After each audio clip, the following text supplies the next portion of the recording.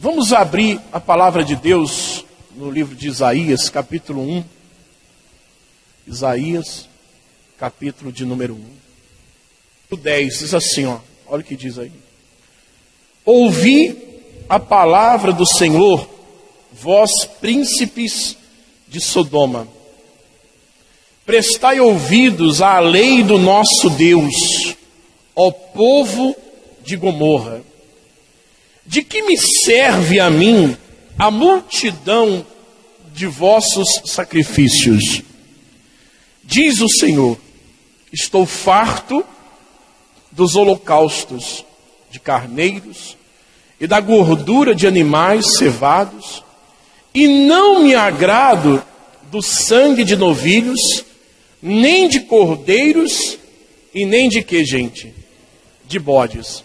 Presta atenção aqui, Deus, através de Isaías, estava chamando a atenção para algo muito importante.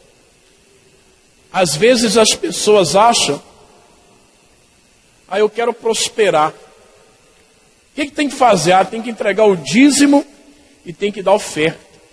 Mas não é só isso. Porque quantas pessoas você conhece que são dizimistas, que são ofertantes, e mesmo assim elas não encontraram prosperidade da sua vida. Não é verdade, gente? Deus está falando através de Isaías, está dizendo, ouvi a palavra do Senhor. Quem está falando? O Senhor, é Deus. Deus chamou a atenção de quem? Os príncipes de Sodoma e de Gomorra. O que eram Sodoma e Gomorra? Eram duas cidades que viviam em abominação diante de Deus. Não era pecado, não. Uma coisa é a pessoa cometer pecado. E a outra coisa é a pessoa cometer a abominação. O que é abominação? É a pessoa ultrapassar a barreira do que é errado. Como é que é isso, pastor? É a pessoa perturbada. Ou seja, é a pessoa que tem prazer no erro, prazer em errar, prazer em viver uma vida longe da presença de Deus. Aí Deus disse assim, 11, de que me serve a mim a multidão dos vossos sacrifícios? Quer dizer, do que adianta vocês trazerem para mim as ofertas? Vocês trazem ofertas, vocês dão ofertas. E aqui ele disse que não era pouco, não, era multidão. Quem entendeu? Você entendeu? Era multidão de sacrifício. Aí, vocês trazem muito. Ele diz aqui, estou farto, olha lá. Diz o Senhor, estou farto dos holocaustos de carneiros, da gordura de animais cevados, e não me agrada do sangue de novilhos, nem de cordeiros e nem de bodes. 12.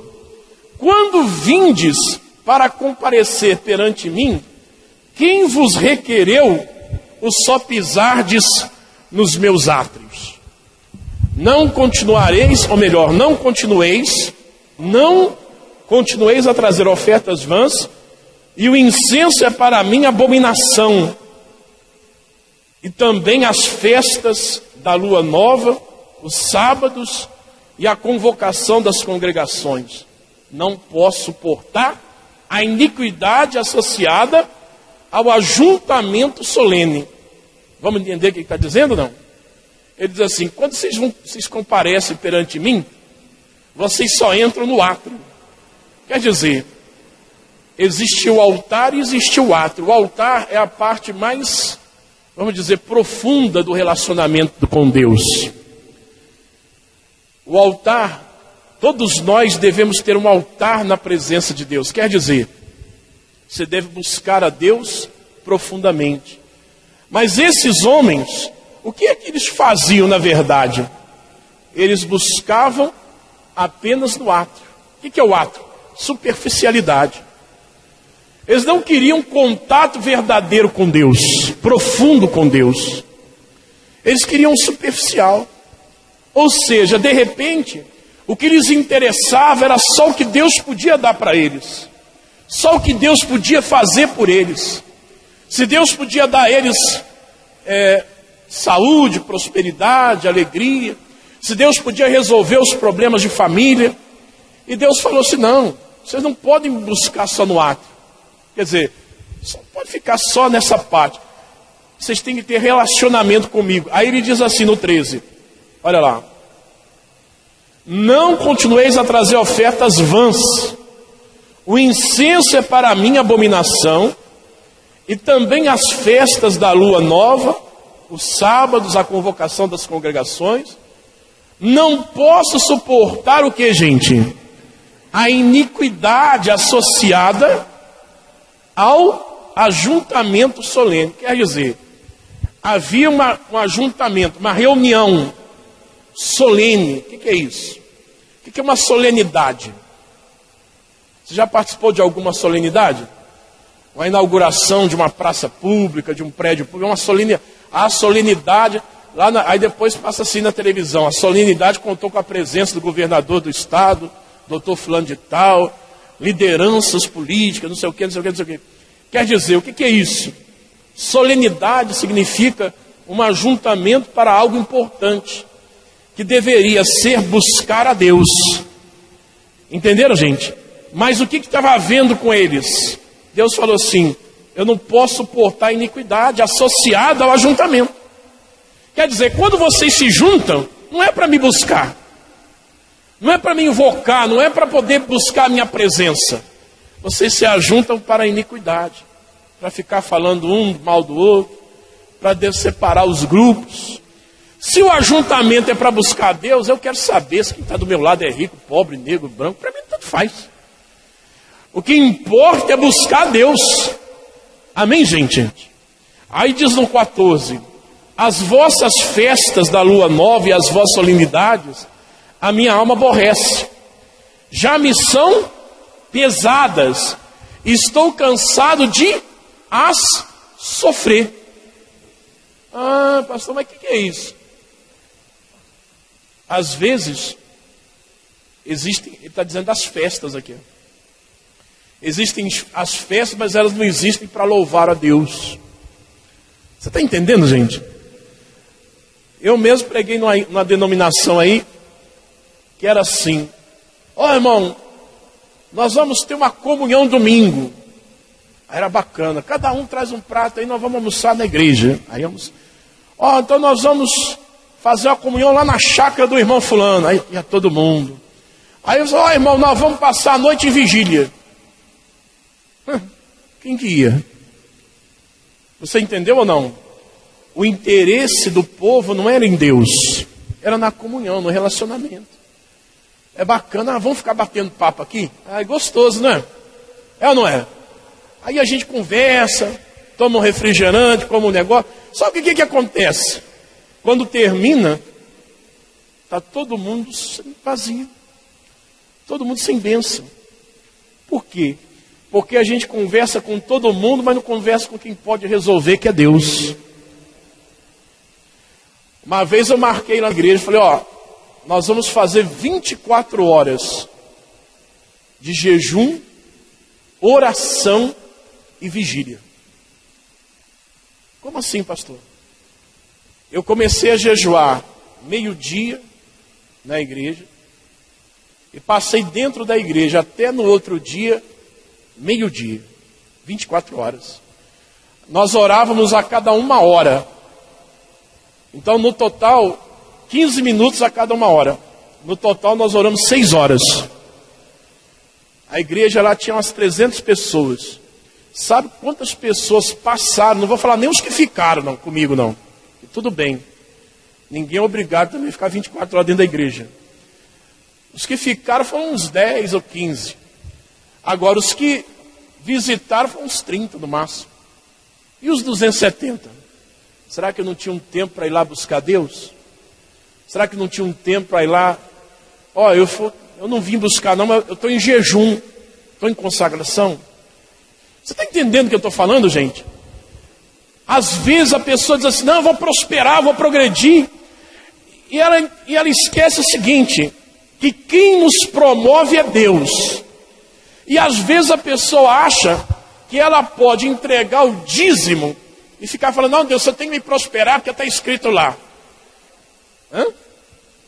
Aí a pessoa acha, porque ela colocou o dinheiro dela na casa de Deus, todo mundo é obrigado a ficar baixando a cabeça.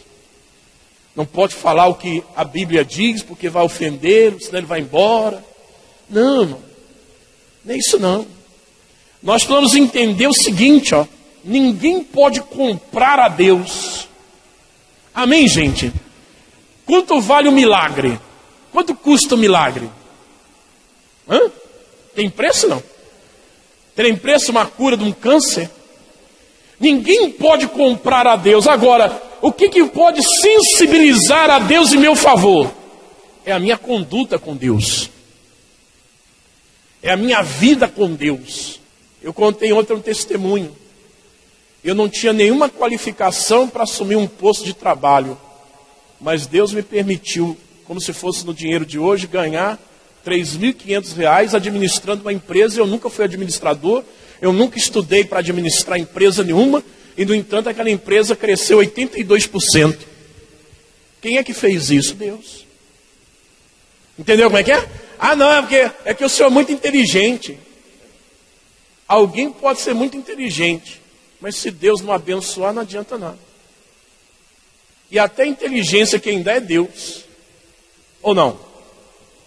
Verdade ou não? É.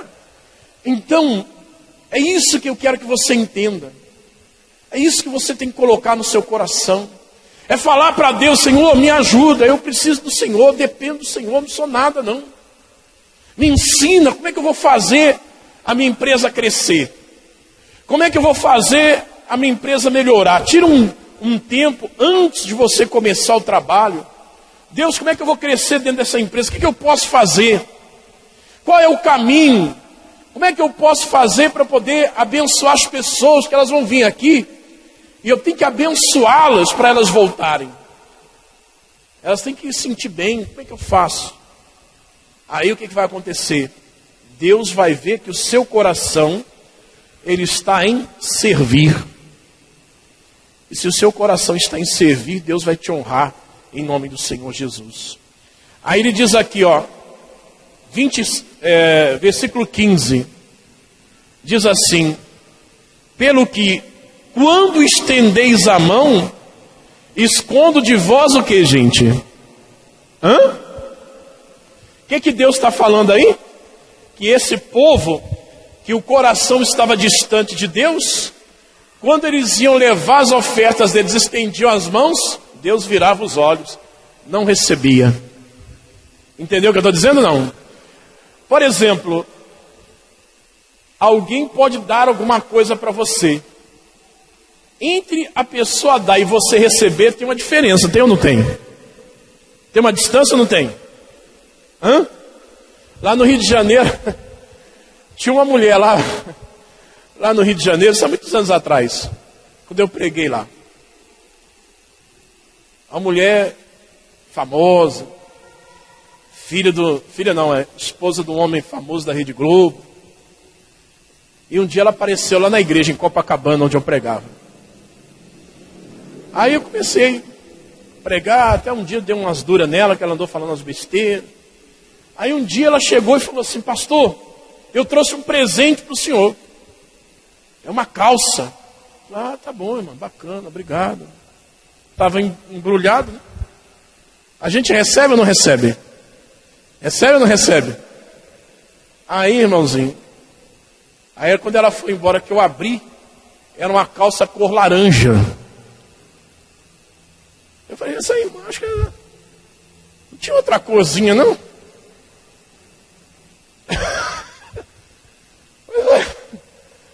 Tudo bem, né? Talvez eu que estava errado, porque eu não conseguia andar na moda, né? Mas laranja, irmão, como é que eu ia sair com a calça laranja? Você entendeu o que eu estou dizendo, não?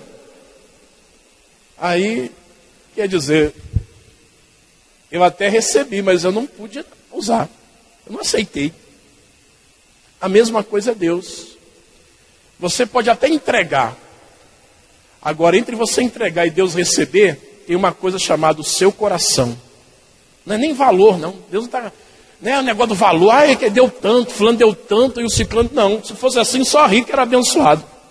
Porque o rico é que pode dar mais. Sabia disso, não? É. Mas muitas vezes, aquele que pode dar mais, às vezes, não são todos, mas são os que menos dão. E os mais fiéis são aqueles que são mais humildes. Você sabia disso, não? Ele diz assim, não, você quer ver uma coisa? Um dia, eu estava fazendo uma caminhada lá em Indaiatuba. Aí tem um lugar lá que o pessoal para fazer um alongamento. Aí eu parei, tinha 2 empresários conversando. Os empresários estavam assim, fulano de tal, quase que ele fechou a loja dele. Ah, mas por quê? Porque o povo aqui da Vila Suíça é área nobre, só mansão. Vila Suíça, Cidade Nova, o pessoal tudo deixou de pagar. Deram calote. Se não fosse o povo da Morada do Sol onde moram os assalariados. Se não fosse eles de lá que pagasse tudo direitinho, ele tinha quebrado. Você está entendendo, não? Você entendeu, não? O rico falou assim, não vou pagar e pronto, acabou, não pago. Agora o pobre, o que ele pensa? Não, o pobre preza muito pelo nome, não é assim? É ou não é? Não, eu sou pobre, mas eu sou certinho, eu vou pagar lá. Quer dizer, ele comprou na loja e ia lá, acertava direitinho. Então, imagine você se Deus fosse abençoar só quem dá mais. Não. Deus abençoa quem tem um coração voltado para Ele. Amém, gente? É isso que tem que estar no seu coração. O seu coração, ele tem que ser voltado para Deus. Ele tem que estar em Deus. O seu coração tem que amar a Deus de verdade. Você tem que agradecer, você tem que olhar para a sua vida e dizer, Deus, obrigado, porque só o Senhor... mas eu estou com um problema, pastor. Amém. Mas você está vivo. Parou para pensar nisso? Tem gente que não tem nem problema mais, que já morreu. Ou às vezes arrumou um problema, né? O problema é que se morreu sem Jesus, está no inferno. No inferno é problema para o resto da vida que nunca acaba. Deus te deu vida. Enquanto você tiver vida, você pode agradecer. Por quê? Porque você terá a oportunidade de reverter as situações. Amém? Amém, gente? Um dia, um rei chamou um sábio lá do reino dele e falou assim, eu queria que você me falasse alguma coisa para que quando eu estivesse bem, eu ficasse assim mais... Sabe como é que é? Quando a pessoa ela cresce muito, ela acha que ela arrebenta, né? Então eu queria que você falasse alguma coisa para mim, que quando eu estivesse muito lá em cima, eu baixasse um pouco a bola. E quando eu estivesse lá embaixo, estivesse mal, arrasado, que eu pensasse naquilo e que eu pudesse me levantar. Aí o sábio pediu para ele uns dias e voltou. E falou assim, eu já tenho uma frase para o senhor. Toda vez o senhor vai se lembrar disso. Quando o senhor estiver embaixo, ela vai te ajudar para te levantar. E quando o senhor estiver em cima, ela vai te trazer para a realidade. Como assim? Ele falou assim, quando o senhor se sentir muito grande, põe na cabeça assim, tudo isso é passageiro. Quer dizer, a grandeza pode passar também. E quando o senhor estiver lá embaixo, também põe isso no coração. Tudo é passageiro. Deus pode te levantar de novo. Amém, gente? Você está entendendo ou não? Então Deus, ele pode mudar a situação. A vida muitas vezes é assim. Um dia o camarada está lá em cima. Outro dia ele está lá embaixo. Ou não é assim? O problema é que quando a pessoa está em cima, ela se esquece de onde ela veio. Muitas vezes esse é o problema. Você sabia que muitas vezes os maiores opressores daqueles que são humildes são aqueles que eram também humildes? Aí ele cresce, ele esquece do outro. Ao invés de ajudar, ao invés de estender a mão. Mas vamos voltar para o texto aqui para a gente encerrar. Olha o que ele diz. Ó, o 15. Pelo que quando estendeis as mãos, escondo de vós os olhos. Sim, quando multiplicais as vossas orações, não as ouço. Aí o pessoal fala assim, vamos orar. Aí ora, não acontece nada. Vocês entenderam? pelo que quando estendeis as mãos, escondo os vossos olhos, de vós os olhos. E quando multiplicam as orações, não as ouço, porque as vossas mãos estão cheias de sangue. Sabe o que é isso, não? A pessoa pode orar, pode jejuar, pode subir ao monte, pode consagrar. Se o coração dela está sujo, se a intenção dela é maligna, se o coração dela não é limpo diante de Deus, Deus não vai atendê-la. Você entendeu, não? Você que está aqui, quem aqui verdadeiramente quer prosperar? Você quer prosperar mesmo? Quer ou não quer? Agora a pergunta é, para que você quer prosperar? Essa é a pergunta. Ah, pastor, eu quero prosperar quando for o final de semana, eu vou pegar um helicóptero aqui, eu vou lá para o Guarujá, mergulhar. Ué, tem alguma coisa de no Guarujá mergulhar, não? Hã? Não tem nada de errado, não. Aí eu quero, porque sabe como é que é? Eu quero comprar aqueles carros bacanas. Amém. Não tem nada de errado. Mas antes de tudo, eu quero prosperar para ajudar a estabelecer o reino de Deus na terra. Para fazer a vontade de Deus. Porque se eu prosperar, eu posso ajudar a arrancar as almas do inferno através do recurso. Vocês estão entendendo, gente? O dinheiro é uma ferramenta. Entendeu como é que é, não? Então, através disso, eu posso fazer o quê? Eu posso ajudar pessoas. Eu posso ajudar necessitados. Não é nem dar oferta na igreja, não. De repente, eu estou vendo alguém que está passando necessidade. Eu posso ajudar essa pessoa. Agora, se eu não tenho nem para mim, como é que eu vou ajudar ele? Não é assim? Às vezes, eu já passei momentos que eu queria ajudar, mas eu não tinha nem para mim, como é que eu ia ajudar o outro? Então, não podia. Mas aquele que tem, ele pode ajudar. Ele pode estender a mão. Pode ou não pode, gente? Então, Deus quer ver o quê? Seu coração. A Bíblia diz, onde estiver o seu tesouro, aí também estará o seu coração. Então nós precisamos prosperar para o nosso bem-estar? Claro que sim. Aí eu quero prosperar porque eu quero ter uma vida melhor, eu quero comer melhor, eu quero me vestir melhor, eu quero morar melhor. Glória a Deus, isso é justo. Mas em primeiro lugar eu quero honrar Deus. Então Deus vê o seu coração e Ele vai fazer o quê? Ele vai olhar e vai falar, ó, eu vou atender. Nós cantamos uma música aqui no início, chamada Oração de Jabes. Aquela música, Deus, se o Senhor me abençoar. Essa música, ela é baseada numa parte da Bíblia, que fala que nasceu um rapaz, um menino, chamado Jabes. E o nome dele, Jabes, foi dado porque a mãe sofreu muito para ele nascer. Com dores dei à luz, significa Jabes.